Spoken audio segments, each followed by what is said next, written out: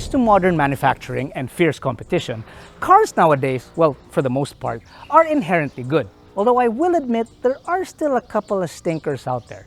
But it really depends on how a brand chooses to stand out and how they price their products that makes for a recommendation.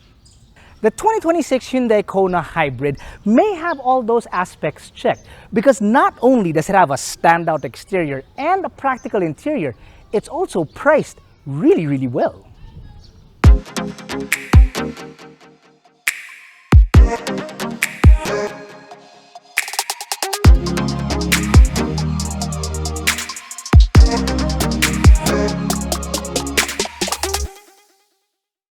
Now, when I say priced really well, I mean it.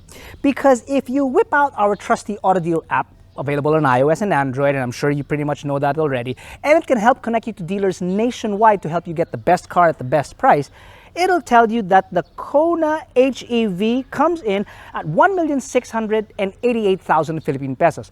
Now, for context against its HEV contemporaries, you're looking at the Corolla Cross HEV, GRS mind you, and the CX-30, right? Those cars are priced closer to the 2 million Philippine peso mark. Now, if you were to go to Chinese, say BYD, I think you got a chance with the Sea Lion 6 because that's closer to about 1.5 million Philippine pesos. But even the GAC M2, that comes in at 1.7 million Philippine pesos. So when I say that this is priced really well, dude, I mean it. Underneath, you have a 1.6-liter gasoline engine that is paired with an electric motor that is mated to a 6-speed DCT. That peak combined produces 139 horses and 265 newton meters of torque. Now, in traffic, light traffic mind you, moderate traffic inside the city, we were still able to do 18 to 20 kilometers per liter, which is already impressive. Then we got out on the highway. You're doing 28.5 kilometers per liter on the highway, which is very impressive. And mind you, it's doing all of that on a DCT, whereas other hybrids out there are doing it on a CVT. So in this car, there's a bit of a leg up in the competition because it doesn't have that CVT sound of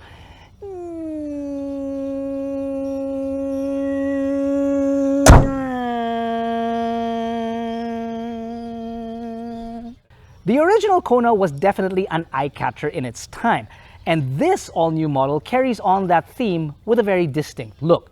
An LED light bar adorns the front clip with the main lighting tucked on the sides, much like the older model. On the side, sharp cuts are found all over, similar to what you'd find in the Elantra. Oh, and if you haven't seen it yet, Jack did a review of the base model Elantra while I was out of the country. Sneaky fellow. The Kona stands on 18-inch wheels wrapped in 215/55 series tires with 170 millimeters of ground clearance. For better or for worse, the Kona HEV seems to follow in the footsteps of the CX-30 and the WRX, where the bottom half of the exterior is lined with black plastic. It seems to be the trend now because a lot of people are doing it, but the question is what do you guys think about this part right here? Because I'm like, meh. The rear follows a very similar theme to the front end, where there is a light bar that stretches the entire width of the automobile, and I do like how the third brake light breaks this spoiler here at the back. It's very cute. When you open her up, you are looking at over 360 liters of space thanks to the power tailgate, which is good enough for a balikbayan box, hand carry, and it's also the width of a golf umbrella. I like that. If you need more space, you've got 60/40 seats that fold flat, by the way, so it's really easy to push heavier items all the way in there. Okay, so rear seats, good space behind my driving position. Look at the leg room that I have. That's quite good. I can easily fit my feet underneath. Thigh support is good because you are sitting quite high up. And even if you are, well, I guess for my height, you still have a very decent amount of headroom up on top. Elbow room is good, I'd say, for two large adults. If there were a third, even me, passenger between those two large adults, it might be an issue because it can get a bit cramped, and there is a center tunnel after all that's quite high. Toys back here include two air vents located directly up front, not one but two charging points in the form of Type-C, which is good nowadays.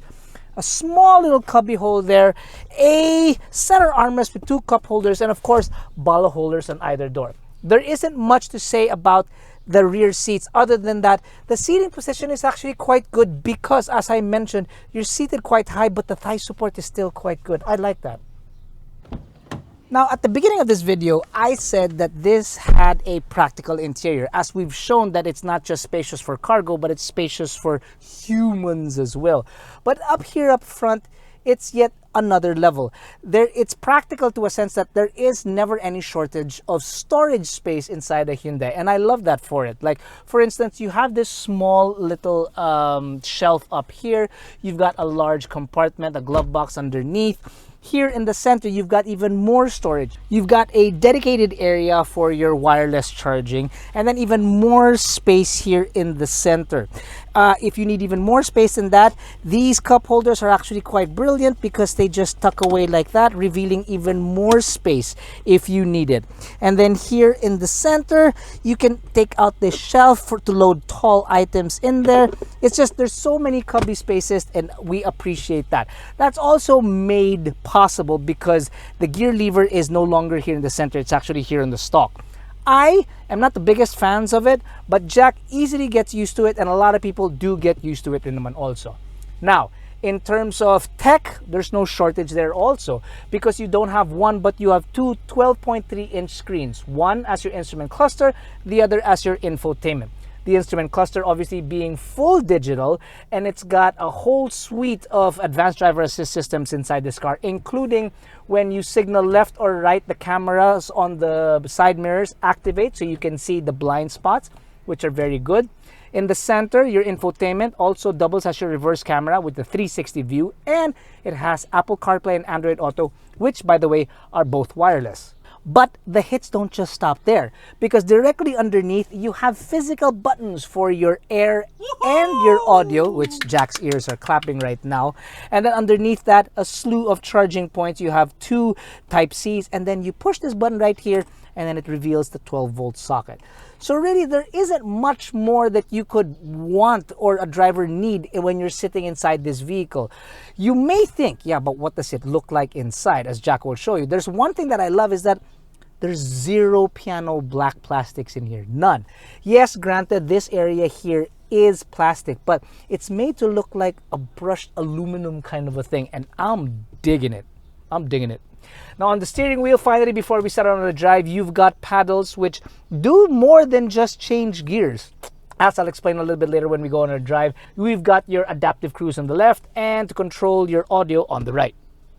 Let's go on about explaining how you use these paddles while on a drive. But before we do, please consider subscribing to our channel because Jack needs a new phone. The battery on his iPhone is dead, completely dead.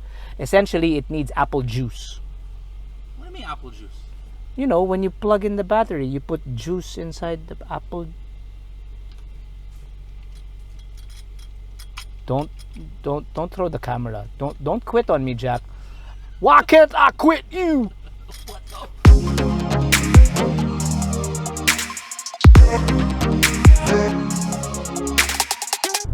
The paddles in here are twofold. In eco mode, they determine how much regeneration you can put into the car. Like, you can maximize it so that when you release the accelerator, it slows down considerably, regenerating all that power back into the battery. And then you can release it as well.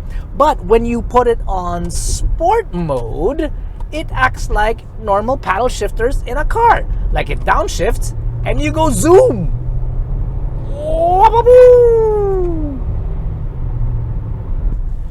Then there's also the fact of the DCT. When we first heard that this car had a DCT, we decided to manage our expectations because of previous DCTs in the past. But surprisingly, when we started driving this car, I almost completely forgot that we were in a DCT because it drives like your standard automatic transmission. I guess also because it's paired with an electrified motor, so the combination of such makes the drive so much better. But it's just, you wouldn't know that you're in a DCT. I would go as far as saying that this quite possibly might be, of course without Porsche's PDK, the best DCT I've ever driven in my life. Oh, and let's also not forget, it's a DCT at this price point. I gotta make that clear. So the best DCT I've ever driven in my life at this price point. There you go. That's a lot clearer. Power does get down smoothly, thanks to the aid of the electric motor, of course. I will say that the car isn't blisteringly quick. I mean, you're talking about a little more than 130 horses, right? There's a lot of torque, but the horsepower is a little bit down low. However, I will say that overtaking on the highway is not ever going to be an issue. Getting going, getting to speed is also not going to be an issue. What I'm getting at is that you won't feel wanting inside this car. Unless, of course, you're like Earl, who's like a speed demon freak. You know how he drives, right? You drive too slow. Yeah, you drive too slow, Kako. The handling of the vehicle is geared more towards comfort, which I completely appreciate. You're not supposed to be driving this car like a bat out of hell anyway. I will also say that it is driven towards comfort, yes, but the steering wheel does have some weight to it. Enough weight that you don't feel disconnected from the road. The suspension leans more towards the comfortable side, so when you're taking turns, it's not going to be that snappy. But we will argue that 99% of the time anyway, when you're driving a car like this, you want to gear it towards comfort anyway. That, paired with the NVH in this car, which is pretty darn good, even though you're on 55 series tires, just really makes this car quite a comfortable place to be in, whether you're driving on the highway or even when you're stuck in traffic. Stepping inside this vehicle, you will feel that this is the little brother of the Santa Fe and the Tucson, and that is not a bad comparison to make, because it truly is. Now, when you think of those cars, and we have reviews of those cars, by the way, the links are somewhere down below, you'll note just how comfortable they are, how padded they are with functions and features and whatnot. Here, granted, it may not be as many, but it's not like you're lacking in either the comfort or the feature wise, because this really looks like, it feels like the downsized version of those larger cars. Like you put it in a dryer and you took out one charging pad and just left one charging pad, but you still have a lot of chargers. You have a lot of comfort on the road. You have great views. You have all the tech that you need. A whole suite of driver assist systems. It's really a downsized version, and you, as I said earlier, won't feel wanting. The all-new Hyundai Kona Hybrid is actually a pretty good car. There isn't much to fault it with. I mean, it drives great. It's got a practical interior. It's got lots of tech inside, and it's got stellar fuel economy. Now, granted, it doesn't drive as dynamic as other cars out there, specifically the CX-30. That's another story altogether. But considering what you're paying for this vehicle, I wouldn't be surprised if both Japanese and Chinese manufacturers give this car a double look.